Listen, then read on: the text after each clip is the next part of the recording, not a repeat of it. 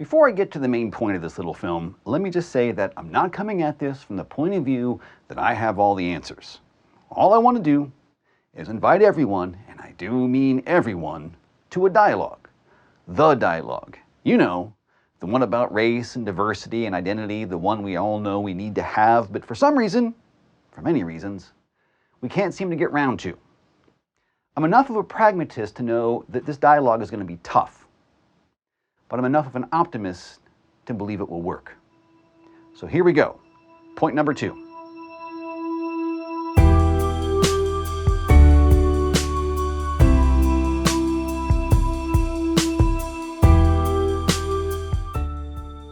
Let's have some fun. Suppose we have a room that will hold 5 people, and we fill it with a white, a black, a Hispanic, an Asian, a woman, and someone who is LGBT or any combination thereof. Which would already be amazing because that's actually 6 people, but we're not here to talk about overpopulation. Anyway, or as we say in California, anawa, right now, with our current way of thinking, we would look at that room and say, wow, diversity has occurred. But you know what actually occurred? Nothing. That's right, nothing.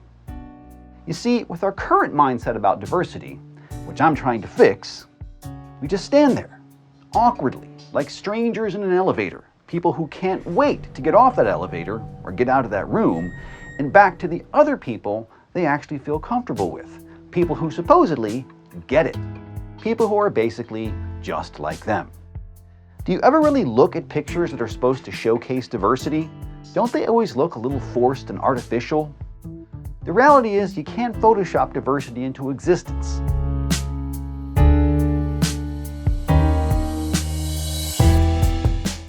What I just described in that room is what I call passive diversity, the mere coexistence of different people from different groups.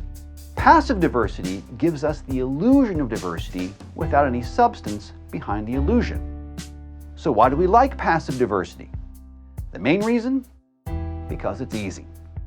All we have to do is exist. We don't have to think, we don't have to try, we don't even have to understand. We just have to show up. Think about that.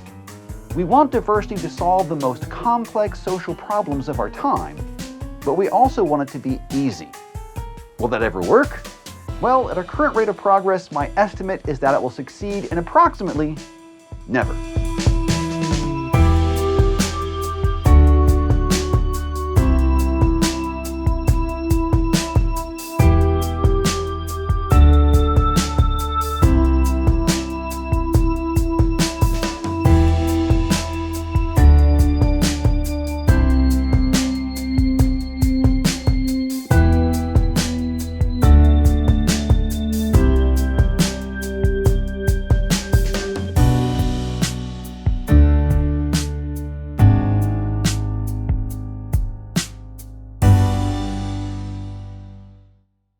Suppose, for instance, that I want to learn a different language. Let's say I want to learn, Nepali. I buy the book, I carry it around with me everywhere I go, and I say, look everyone, I have a book about a different language. I've got a lot of linguistic diversity now. Eventually, someone will ask me, well, it's nice that you have the book and all, but just having the book doesn't do a lot. Have you actually started to learn the language? To read the book? To understand Nepali? And if I said, oh, no, I just carry this around with me and show people the book. Look, everybody, something different. I don't know any words in Nepali, but I'm sure if I just carry it around with me long enough, if I just stay in close proximity to the book, I will magically become fluent. To put it bluntly, you'd have to be pretty dumb to think that would work. And yet, that's our current program and platform for diversity. Throw people together in close proximity and society will just somehow just understand itself. Nope. You can't learn a language passively, and you can't create diversity passively either. Just having the book is like just having different people in the same room.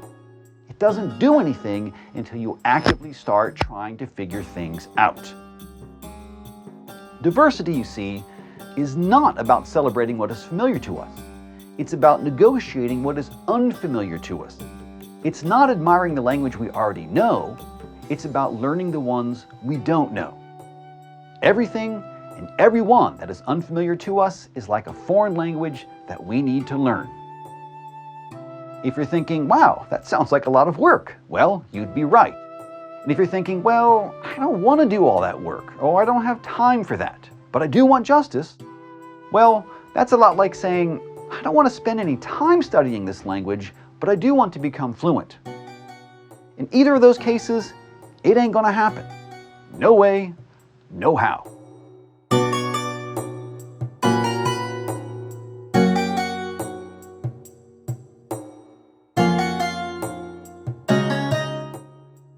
If language isn't your thing, then look at it this way. Suppose I have all the parts for an engine sitting in my garage, but I can't understand why it won't work. Just having the parts together in the same room and the same place does nothing. What you have to do is assemble the engine and make all the parts just work together. That's the thing we don't have. American society is just a bunch of different parts. We don't understand why it's not working. But what we really need, and what diversity should be giving us, is an engine. At this point, you're probably thinking, I hope he knows a good mechanic who's going to build an engine for us. Well, I've got some sobering news for you. This is one project we've got to figure out for ourselves. That, my friends, is what I'm going to talk about in part 3 of this little film series. I do hope you'll stay with me for the next one. See you there.